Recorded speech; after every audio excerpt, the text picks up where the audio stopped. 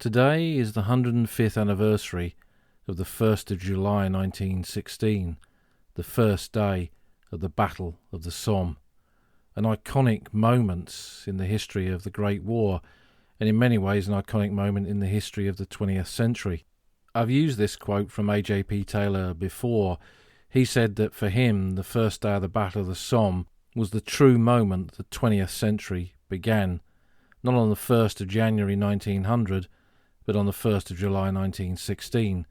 And what he meant by that was this was a day not of victories, but of disaster, when more than 57,000 British and Commonwealth soldiers became casualties in a single day, and that this day would herald a new type of warfare, total war, industrial war, with killing on an industrial scale, which would characterise much of the rest of the 20th century.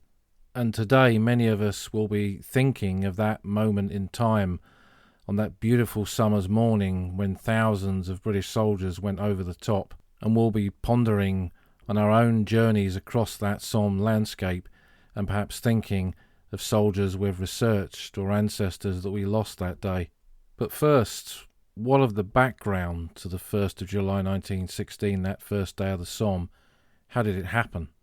At the end of 1915, there was a new commander-in-chief of the British forces on the Western Front, Douglas Haig.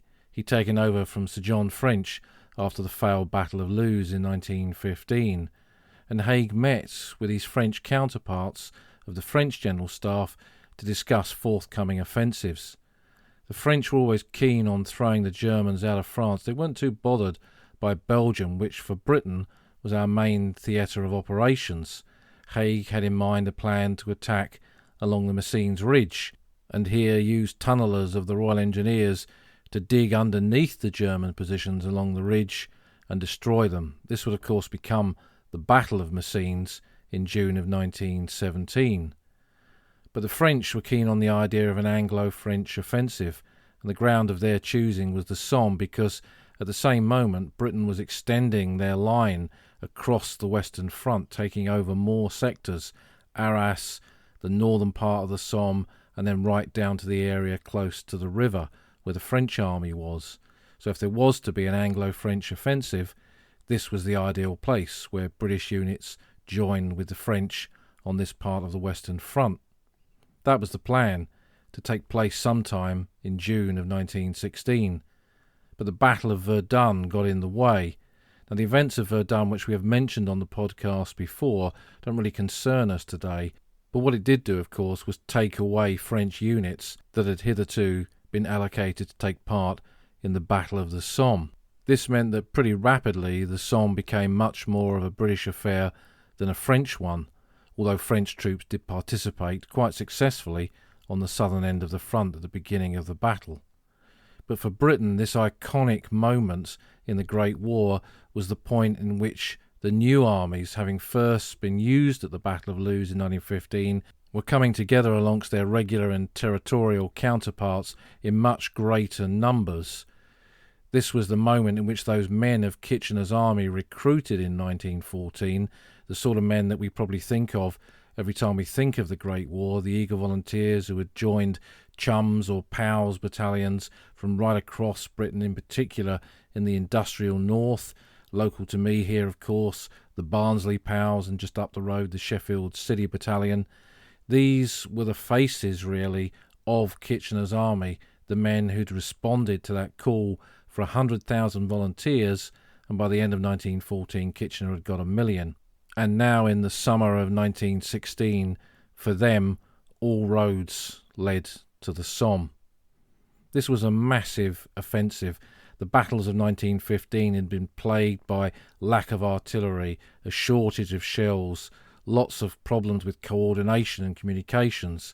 It seemed here as if all of that was coming together, and as the men came down to the Somme, they saw these vast stockpiles of ammunition and equipment ready for the offensive. In the end, 7 days' bombardment lobbed 1.75 million shells at the German trenches from Gommecourt in the north to Montauban in the south.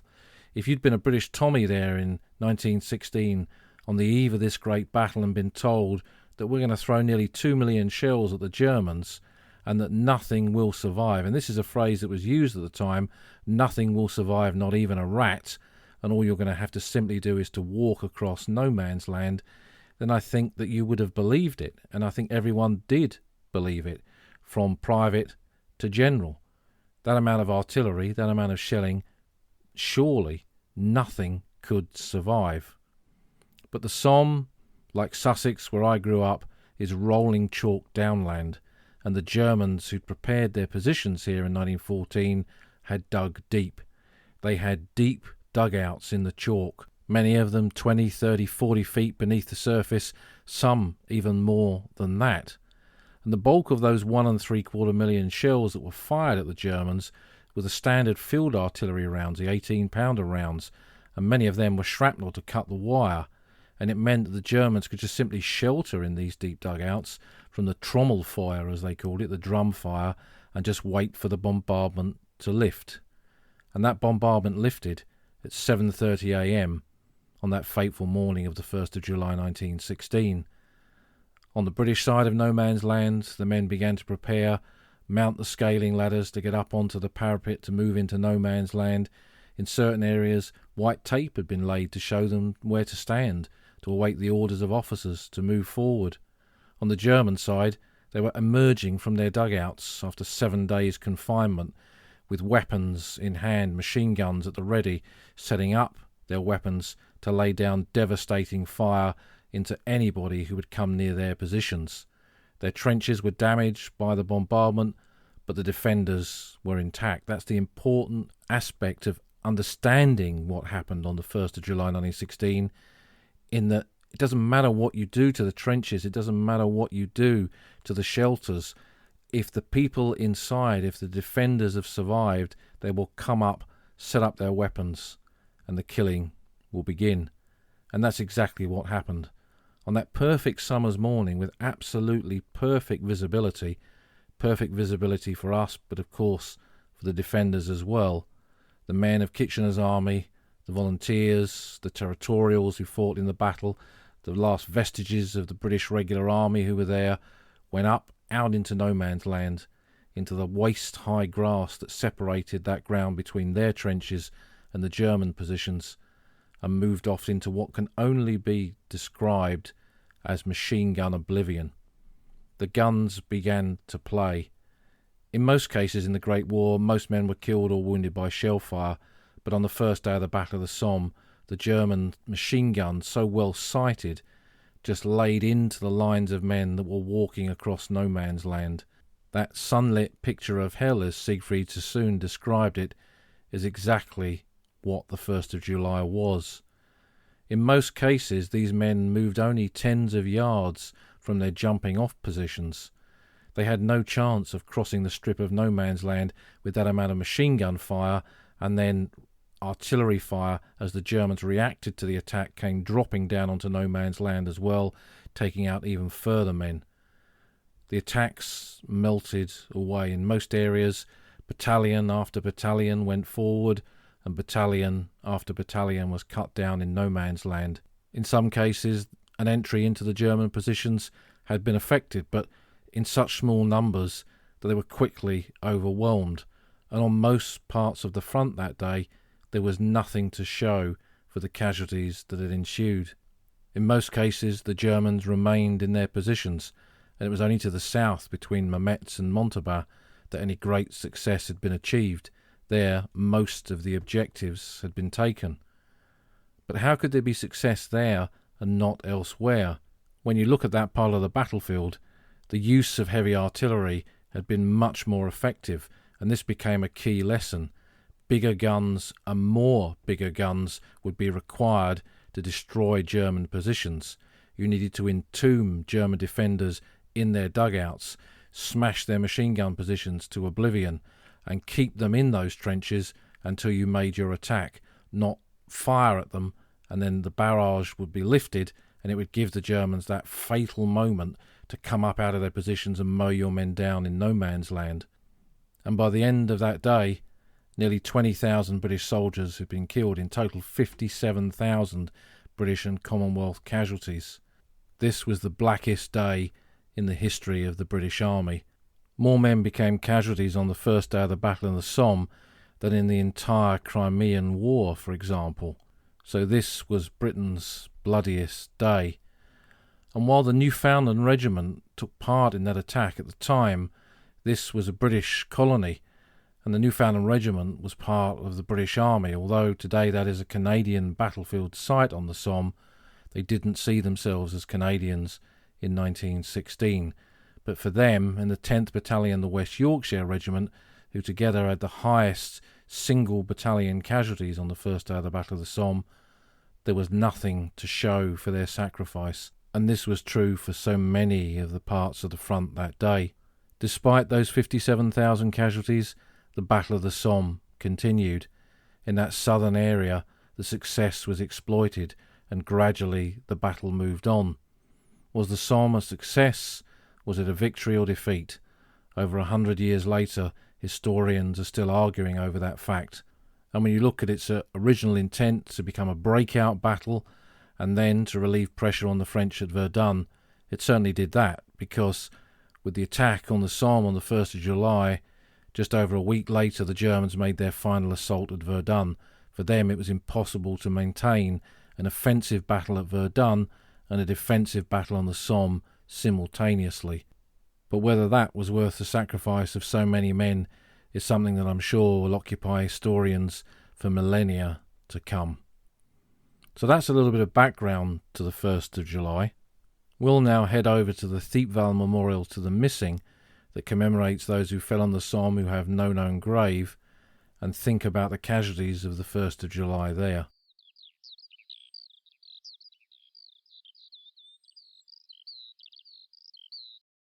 The village of Thiepval, or Thiepval as the British troops called it, is where the memorial to the missing is now sited. Thiepval, mighty Thiepval, dominates the landscape here on the Somme. There are very few parts of the Somme where you can't at least see the very top of it. And there it is, sitting majestically on this ridge, overlooking the grounds where the Battle of the Somme began, sited not, as many think, on top of the ruins of the old Thiepval Chateau. That was closer to the village, but it is certainly close to the German positions that were part of their frontline defences on the first day of the Battle of the Somme.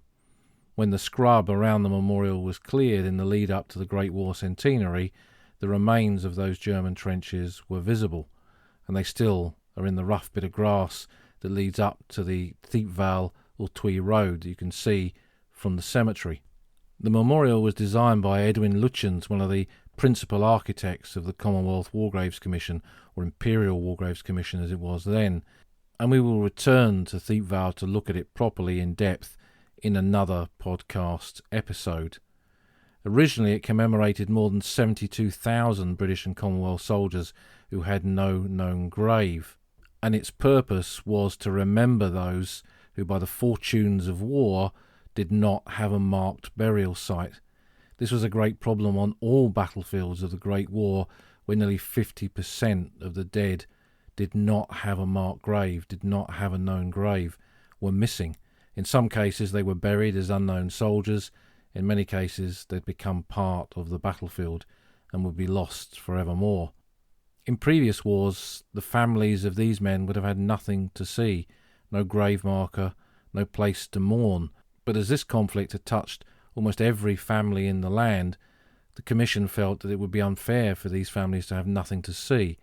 So the memorials to the missing were the answer to this, with huge panels that would list by name the men from different regiments who had fallen and had no known grave.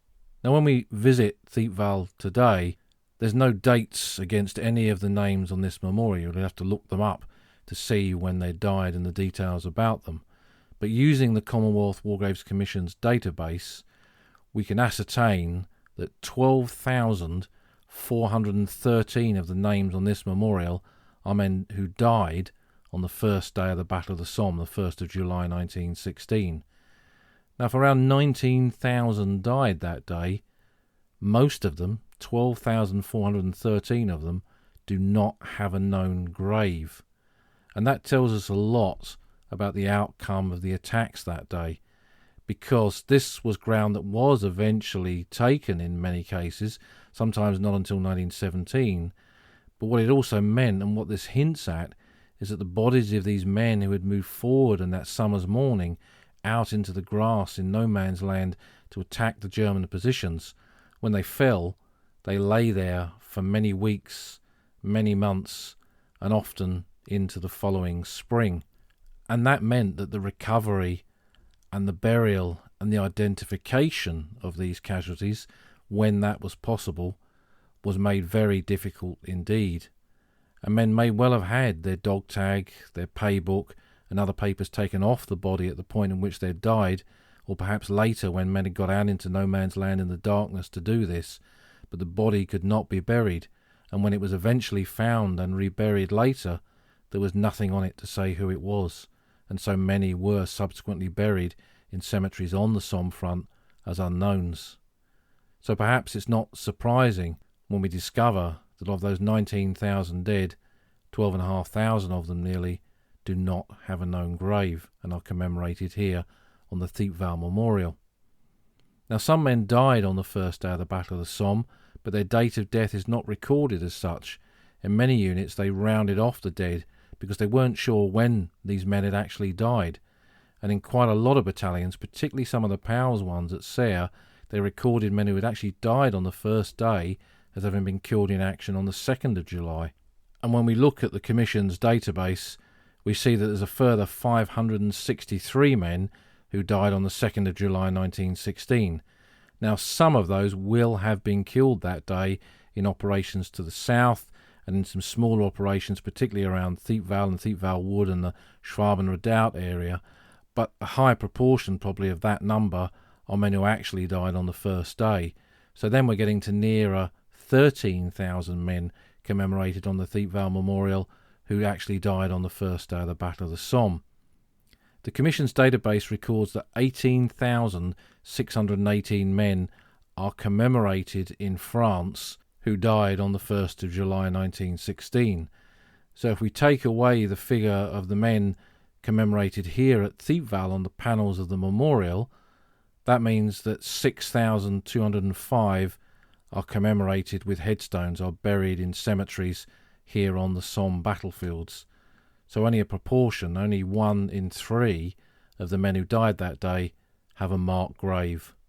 And again, this is perhaps the agony, the extended tragedy of the 1st of July, is that there were so many men killed that day who were posted as missing, no witnesses to their death, no indication of how they died, exactly where they died, whether in no man's land or in the German trenches, and even if they'd died. And that meant that families kept hope. They hoped beyond hope that somehow these men had survived, lost their memories and were prisoners of war, would suddenly miraculously turn up. But the reality was they'd been killed that fateful day and they would never be coming home. But these figures are mind-boggling really, so let's personalise it a bit. When we look at the figures in the Commission's database of that nearly 12,500 men commemorated here on the Thiepval Memorial who were killed on the first day of the Battle of the Somme and have no known grave, the youngest were 15 years old, 2 15-year-olds, Private Henry Woodward of the 1st 6 Royal Warwicks, who was killed at Serre in the attack on the Heidenkopf. He was from West Kensington. Private John Quigley of the 10th Battalion Royal Inniskilling Fusiliers, he was from County Londonderry and was killed in the Ulster Division's assault near Thiepval. In addition to those 2 15-year-olds, there are 6 16-year-olds recorded and an incredible 70 17-year-olds. Now, bearing in mind that the minimum age for enlistment was 18, then these were all teenage Tommies who had lied about their age at the beginning of the war and had got in. I often describe the veteran that I interviewed back in the 80s who joined up as an underage soldier. He went into the recruiting office. The sergeant major at the table said, "How old are you, sonny?" 16, sir. He said, "Well, go outside and march round the block and come back when you're 18. As long as you said you were that age and you looked that age, you were in." And thousands of these young men, as Richard Van Emden, who we had on the podcast, is discovering more and more of their details, hopefully for a new edition of his book Teenage Tommy soon. Now, of course, these men, we know their age because their families submitted those details with the final verification form that they received after the war. Every family was sent one of these, not everybody returned them. So there are many thousands of names on the Thiepval Memorial for which no age is recorded.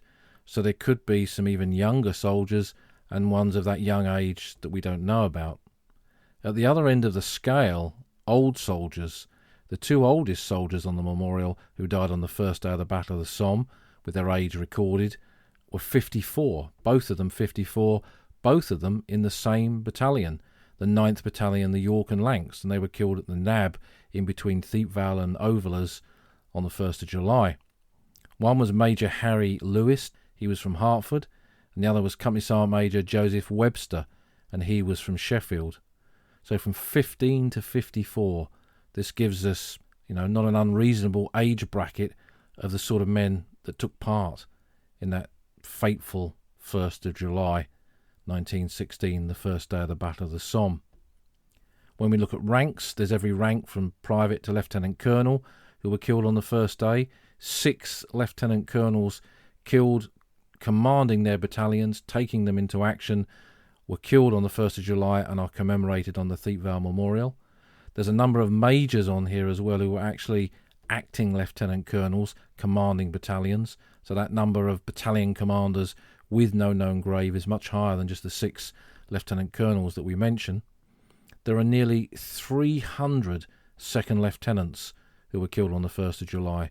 Now these were platoon commanders, subalterns, young men leading their platoon forward, very often in their first battle.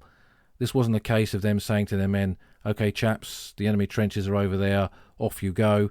It was a case of, "Okay, chaps, follow me," and leading their men out into no man's land. As the machine guns began to fire, they were often the first to fall.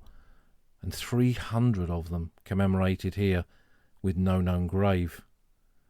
The largest number of names against particular regiments are with the Northumberland Fusiliers and the Manchester Regiment, both of whom fielded a large number of battalions, particularly POWs battalions, in areas like La Boisselle, where the Tyneside Irish and the Tyneside Scottish took part in the attack there, or down at Mametz and Montauban, where the Manchester City battalions took part in 2 different divisions in the assault on those villages on the southern end of the Somme front.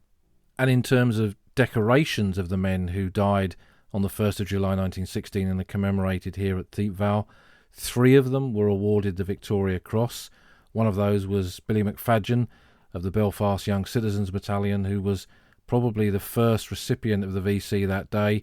When the hand grenades were being brought up in their boxes for the assault to be dished out to the troops, a box was dropped, the pins popped out, the grenades were now active, and McFadgen threw himself onto it to absorb the explosion and save the lives of the men around him. And for his bravery that day, he was awarded a posthumous Victoria Cross. In addition, there were 22 Distinguished Conduct Medal recipients on the memorial, 114 men who had been awarded the Military Medal, and amongst the officers, 21 men who had been awarded the Military Cross. But for the bravery of soldiers that day, many, many more awards were given out to men who survived.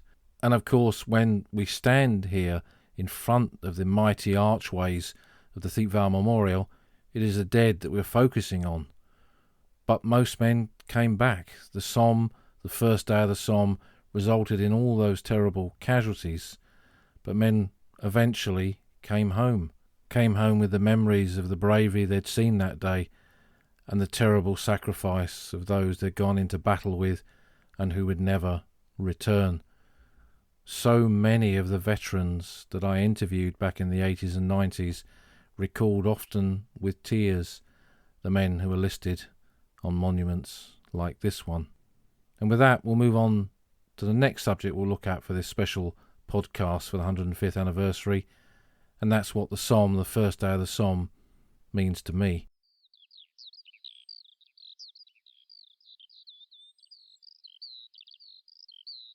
So what does the first day of the Battle of the Somme mean to me? Or perhaps, if I phrase that better, what do I think of on a day like this? I spent so many 1st of Julys on the Somme at different locations, remembering different parts of the front. I try to do something different every year, really. But today I will be thinking of so many of the veterans that I knew and the stories of men who fell. Eric Heaton, who we had discussed in this podcast before, a young second lieutenant in the 16th Battalion of the Middlesex Regiment, who was killed on the first day of the Somme, aged only 20. He'd written an incredible letter to his father the night before the battle in Ocean Villas. One of those letters that if he died was to be passed to his family. And of course it was. And in that he talks about how he came out willingly to serve his king and country, and urges his family that if I fall, do not let things be black for you. Be cheerful, and you will be living always to my memory. He was killed in the grass somewhere near the Hawthorne crater, trying to take his platoon up to their objective. His body lay out on the battlefield for the rest of the Battle of the Somme until it was recovered during the winter of 1916-17, and the family back home, his father, a parish priest in Hove in Sussex, had to finally accept that Eric was never returning. And all those decades later, I would find his sister still living in Hove, and the story for me of Eric and his death on the first day of the Battle of the Somme would be something that would stay with me always. The family visited Eric's grave just after the war in 1919 and placed a plaque on the wooden cross that was there then, which is still there to this day. A nice continuation, really, of remembrance from that post-war period, from one family, that still inspires us to visit those places today. But it's the veterans I think of too. Horace Ham, close to the Hawthorne crater, where Eric Heaton was killed. He was in the same battalion as Eric in the 16th Middlesex, and assembling at the White City to get ready to make their attack, a German shrapnel shell exploded in the air above, and Horace was wounded in the ankle. He was the first man in the aid post, the first man at the dressing station, the first man at the casualty clearing station. That minor injury, really, was serious enough to get him back home to Blighty, and it saved his life, because the comrades that he'd assembled with there that morning, very few of those came back from the Hawthorne Ridge attack at Beaumont Hamel. Aubrey Rose, up at Gomercourt, I think of him. Young Jewish lad in the Queen's Westminster Rifles. He'd gone into action as a runner to his company commander, Captain Mott. Mott had been killed in front of him, and as Aubrey was coming back across no man's land with a message, the shock of seeing his officer killed made him drop to his knees and cry. And as he got back to the British trenches with his message and handed it over to an officer, quite prepared to return to the shattered survivors of his battalion still fighting in the German trenches, he was told to stay there, make his way up the communication trench and go back to the village of Hebuterne. And as he was doing so, a German shell exploded above him and he was riddled with shrapnel balls, and that brought his war to an end. And Harry Coates, not far away from him, who I've mentioned in this podcast before, in the dugout opposite Gomercourt with the Brigadier and Philip Neame VC, watching the men of their brigade go into action and so few come back. Harry and the brigade major, Neame, having to escort the Brigadier with shell shock from his dugout. But perhaps most of all, I'll be thinking of Reg Glenn from Sheffield, a member of the Sheffield City Battalion, the 12th Battalion New York and Lancs, who was a signaller who went over the top in the attack on Serre on the morning of the 1st of July, and saw the battalion of men who he'd grown up with, some of whom he'd gone to school with, disappear into the grass, the battalion, the city of Sheffield, somehow never to be the same again. Reg and the survivors hung on in those trenches at Serre for much of the rest of the battle. They had a stint up near Richbourg for a while, but returned for the end of the offensive. The Hull Pals made their attack there in November, and Serre still did not fall to the British. Until the Germans retreated to the Hindenburg line the following spring, it was impossible to recover the dead. Reg recounted how they would look through the trench periscopes and see the bodies of men in no man's land and men hanging on the wire, and knew that they would only risk their own deaths by trying to recover them. But recover them eventually they did. By this time, Reg was the Padre's friend. He'd played the piano before the war, and he'd volunteered to play the Padre's trench organ, and he accompanied him everywhere. and as the Germans pulled back to the Hindenburg Line and the British Army finally advanced into Serre, the Padre went forward to go and bury the dead, and Reg stood there amongst the shattered remains of the men he'd known, and gradually they were buried in the cemeteries that we know today: Luke Copse, Queen's Cemetery at Poisieux, and Serre Road No. 3. And Reg said two things really about the tragic outcome of the first day of the Somme and the experience that he'd had that day. One of them was that after that he never feared death, because standing there with the Padre and seeing the rats amongst the skeletons of the men of the Sheffield POWs and the Barnsley POWs and the Hull POWs who died at the end of the battle, he never feared death because he'd seen hell. He'd visualised hell. The thing that he said, and indeed so many men that I interviewed who took part in the first day of the Battle of the Somme said, the thing that he remembered most of all was that moment, that fleeting moment when the barrage lifted, and for a while, a short while, there was a moment of quiet. But in that quiet, above them, were the skylarks.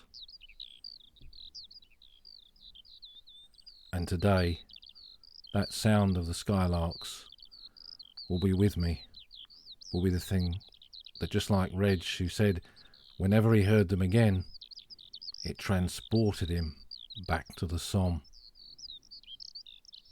And I hope it transports you too, back to the Somme, back to the old front line.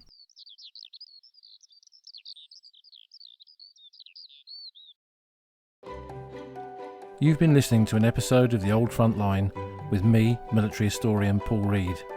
You can follow me on Twitter at Somcorps. You can follow the podcast at Old Frontline Pod. Check out the website at oldfrontline.co.uk, where you'll find lots of podcast extras and photographs and links to books that are mentioned in the podcast. And if you feel like supporting us, you can go to our Patreon page, patreon.com/oldfrontline, or support us on Buy Me a Coffee at buymeacoffee.com/oldfrontline. Links to all of these are on our website. Thanks for listening, and we'll see you again soon.